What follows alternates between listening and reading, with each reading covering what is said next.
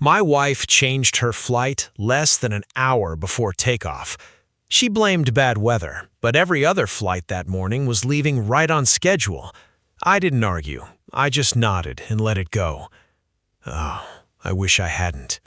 20 minutes later, the airline sent me an email meant for someone else, an updated passenger manifest, and one name on that list stopped my heart.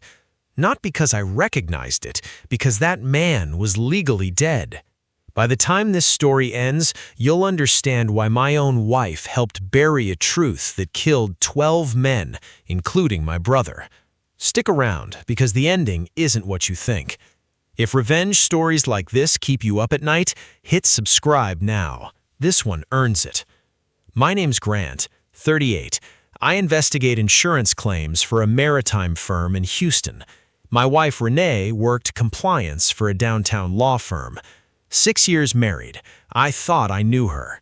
That Tuesday, she was flying to Denver for a conference.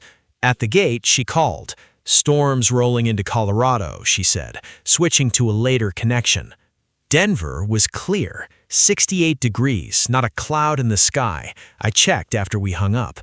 Then the misdirected email landed in my inbox, her new boarding manifest. 3 rows down, Walter Combs. Walter Combs died 5 years ago. I know because I worked that case myself. Let me back up. 5 years ago, an offshore rig for Harlow Energy exploded in the Gulf. 12 men killed. One was my older brother, Dean. Official cause? Faulty valve. Case closed in 4 months. Every family signed an NDA and took a settlement check.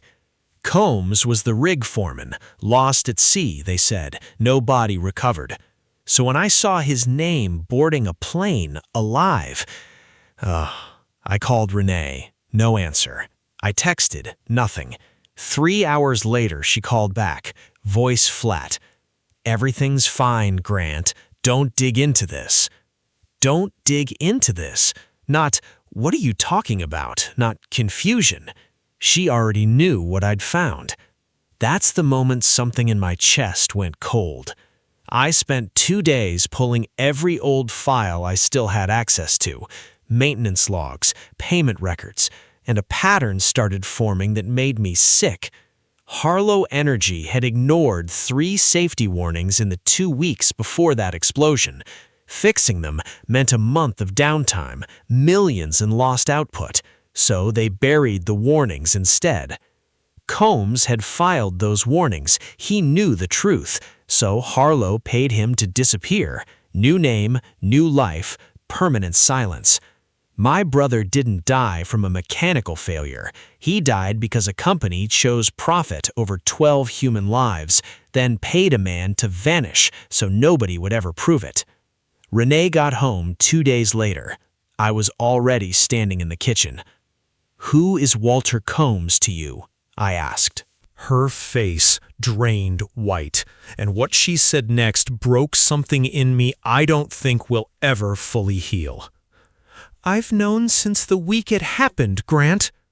Not since the settlement, not since the case closed, since the week it happened. She'd been assigned to Harlow's account before we even got engaged. She knew my brother was murdered by corporate negligence before she ever said "I do" to me.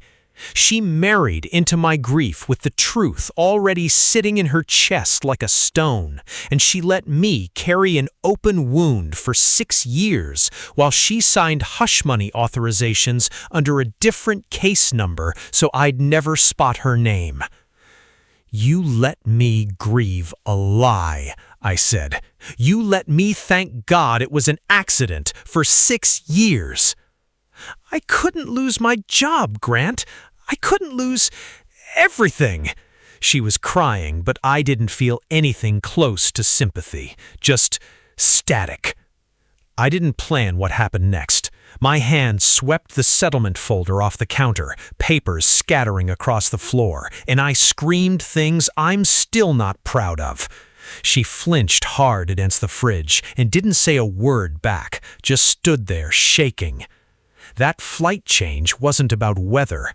Harlow's legal exposure on the wrongful death claims was expiring in 6 weeks. Statute of limitations. After that, no lawsuit could ever touch them. Renee's real job that week was flying to personally deliver Combs his final payout and his termination notice. They were done needing him, which meant they were done protecting him too. I decided if Harlow could erase a man once, they'd try again. I found Combs living under the name Russell Doyle outside Baton Rouge, but getting to him wasn't easy. Someone from Harlow's legal team had already been there twice that week, and my access to old case files got flagged. 2 days later, I was called into HR and quietly terminated. Restructuring, they said. No severance. They wanted me gone before I connected any more dots. I didn't stop. Combs opened the door, already shaking. Not guilty, terrified.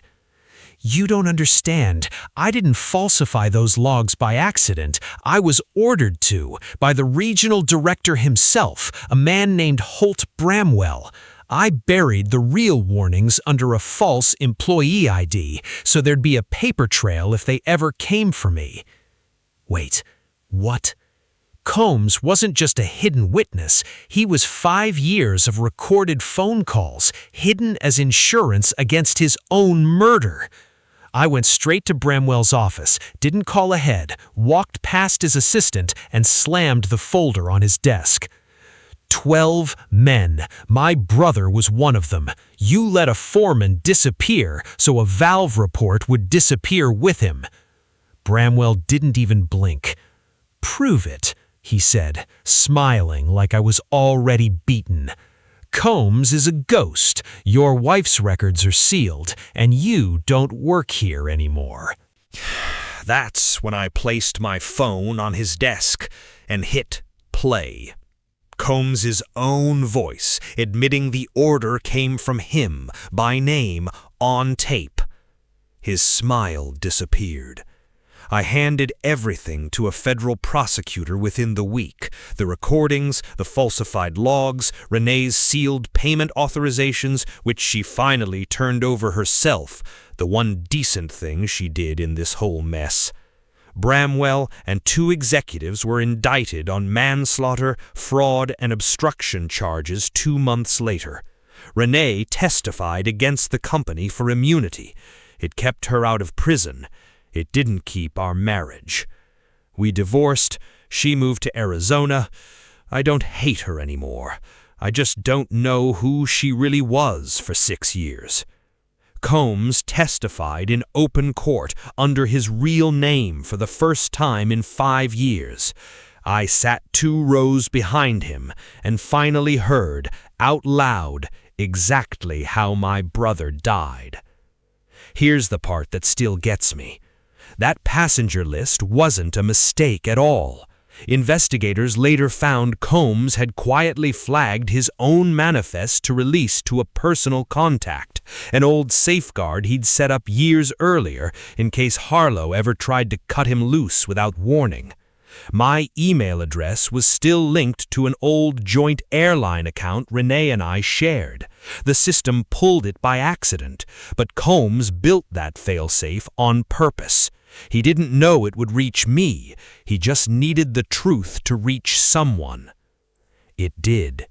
Dean didn't die from bad luck. He died because a company valued money over the warnings a good man gave them, and my own wife helped keep that warning buried. It took one misdirected email, one dead man walking through an airport, and 5 years of silence finally cracking open. Karma doesn't always come fast, but it comes.